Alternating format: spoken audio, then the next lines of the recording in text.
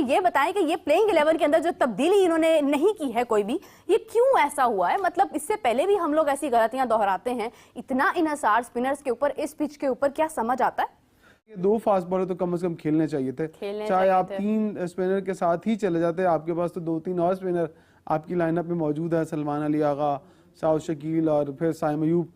आज की जो टीम आपने गालिबन बात की है कि अनाउंस की है, तो मुझे लगता है कि आज शायद हम थोड़ा सा चूक गए हैं और ये गलती हमने कर दी, क्योंकि रोज हर दिन एक जैसा दिन नहीं होता है कि आपने 3 स्पिनर पहले खिलाया था और 3 स्पिनर पे ही आ गए, फिर आपको इतनी क्या मजबूरी है? मतलब आप क्या सामने वाले टीम को बच्चा समझ रहे हैं या उनको अकल नहीं है?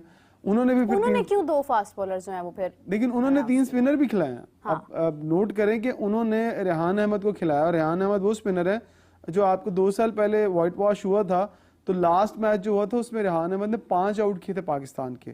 तो बहुत अच्छी टीम थी उस वक्त, बैटर्स अच्छे थे। हाँ। पाकिस्तान की जो टीम थी उसकी तरफ से, लेकिन इस दफा बैटिंग में थोड़ी डावाडोल है और आपको थोड़ा डाउट्स लग रहे हैं कि पता नहीं क्या होने जा रहा है, क्या नहीं होने जा रहा।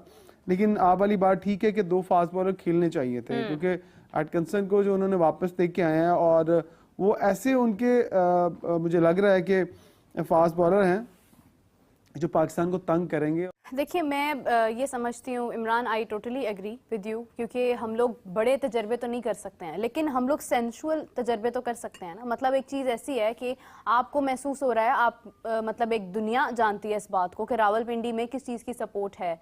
और इससे पहले आपने जब बांग्लादेश के खिलाफ जब आप 2 मैच हारे हैं, बल्कि आप वाइट वॉश हुए हैं, तो उसमें भी तो आपने ये चीज़ देखी ना कि आपने मार एग्जैक्टली कहाँ पर खाई है। हमारे पास उस वक्त भी जो ऑप्शन थी वो हमारी नंबर 1 ऑप्शन थी, हमारी नंबर 1 स्ट्रेंथ थी। इस वक्त पाकिस्तान में हमारे पास बाबर आजम था, हमारे पास शाहीन था, नसीम शाह था, रिजवान था, सऊद शकील था। तो हमारे पास तो अपना एक बेहतरीन पूल था, एक बेहतरीन प्लेइंग 11 थी। उसके बावजूद बांग्लादेश हमें वाइट वॉश कर गया रावलपिंडी में। तो we don't you think we have to focus on that कि we don't have the very strong batting line. हमारे पास बैट्समैन कोई बहुत जबरदस्त नहीं है कि जिस पर हम रिलाय करें कि हाँ ये बैट्समैन या ये एक पेयर ऐसा है जो पार्टनरशिप लगाएगा तो हमारी जो है वो स्कोर, हम किसी भी किस्म का कोई स्कोर बना लेंगे। हमारे पास वो नहीं है, तो हमें उनको डोमिनेट करना था अपनी बॉलिंग के साथ। तो ऐसी कंडीशन में जहां पर दुनिया जानती है, इंग्लैंड तो मतलब इंग्लैंड से आया ना, वो आपके मैदानों में आकर वो ठीक फैसला कर रहा है कि वो 2 फास्ट बॉलर्स के साथ जा रहा है, तो हमें ऐसी क्या मजबूरी थी कि हमने जाहिद को यहाँ भी मौका दे दिया?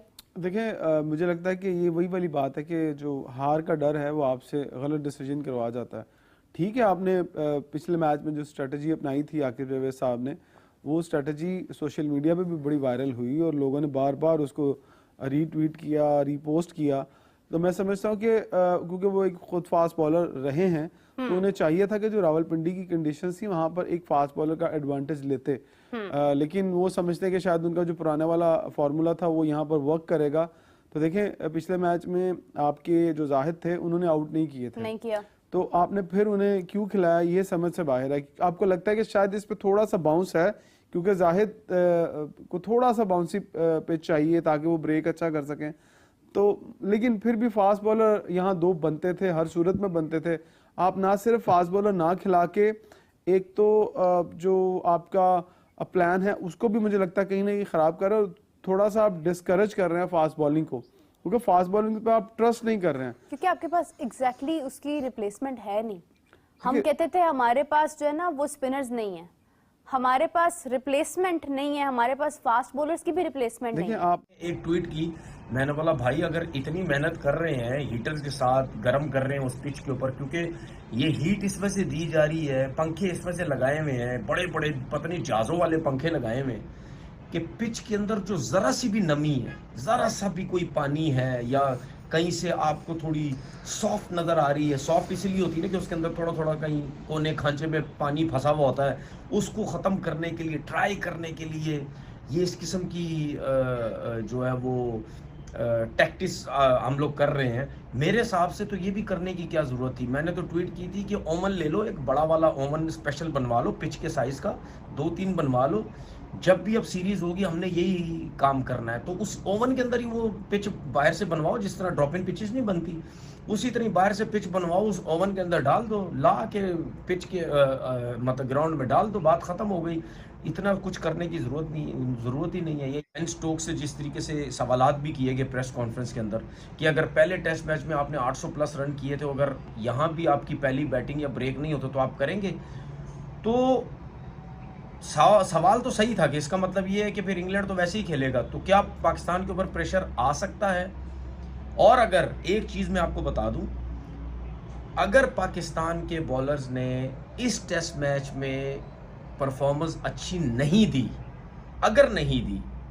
अगर बॉल ब्रेक नहीं हुआ और अगर उन्होंने परफॉर्मेंसेस नहीं दी, ये मैं इस वजह से कह रहा हूं क्योंकि टेस्ट मैच कल से स्टार्ट होना और मैं एक आइडिया लगा रहा हूं कि यार अगर नहीं हुआ तो इसका मतलब ये है कि क्या पाकिस्तान के बॉलर्स में क्वालिटी है इतनी कि बॉल ब्रेक नहीं भी हो रहा था तो उन्होंने आउट कर दिए, या वो फिर सेकंड टेस्ट मैच में बॉल बहुत ही एक्स्ट्राऑर्डिनरी ब्रेक हो रहा था जिसकी वजह से ये परफॉर्म कर रहे हैं।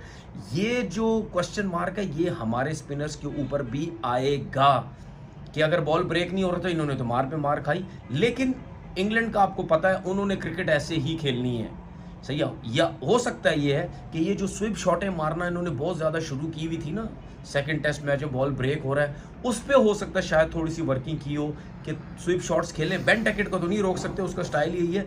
बाकी जो प्लेयर्स हैं स्विप शॉट उल्टे सीधे मार रहे थे, हो सकता है वो थोड़ा सा सीधे बल्ले से खेलना शुरू कर दें। 11 के साथ मुल्तान में जीत गए, उसके साथ आकिब जावेद, द बादशाह, the king, the brain, the फलाना, द ये, द वो, द लॉइन, अब शेखुपुरा आ गया। भाई देखे मेरी बात सुने, आप इतने मैच इंडिया ऑस्ट्रेलिया ये सारे जीतते हैं, आप लोग एक मैच हारते हैं या फंसते हैं, इतनी बातें सुनाते हैं अपनी टीम को, राइट ऑफ ये वो फलाना।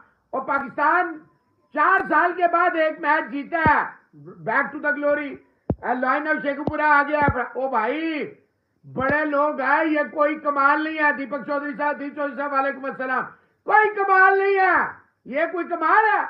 ओ भाई स्पिनर कोई भी बच्चा भी लाता ना, आप कमाल ये होगा कंसिस्टेंट हो। पाकिस्तान ये मैच जीत के दिखाए पिंडी स्टेडियम में, मैं कहूंगा lion of America, lion of फलाना, लॉइन ऑफ ढिमकाना। यार क्या यार, एक मैच हारते हैं आप लोग, आप अपनी टीमों को जमीन पे फेंक देते हैं। या हम गलती से प्रशांत और शख्सियकाल की यार, या हम एक मैच जीते 4 साल के बाद, बैक टू ये पाकिस्तान की क्रिकेट आ गई, बाबर निकाल दिया। और बाबर, शाहीन, नसीम, ये पाकिस्तान क्रिकेट की बीमारियां नहीं है, ये तो सिर्फ एक छोटी सी फुंसियां है, ये तो एक छोटे से दाने हैं। जो असल है किधर है? सैम अयूब, क्यों है अब्दुल्ला शफीक, क्यों है सऊद शकील, क्यों है शान मसूद? बताए ना क्या किया इन्होंने? यार आप भी, आमिर जमाल ने 5 ओवर किए हैं इसलिए 50 रन बनाए हैं।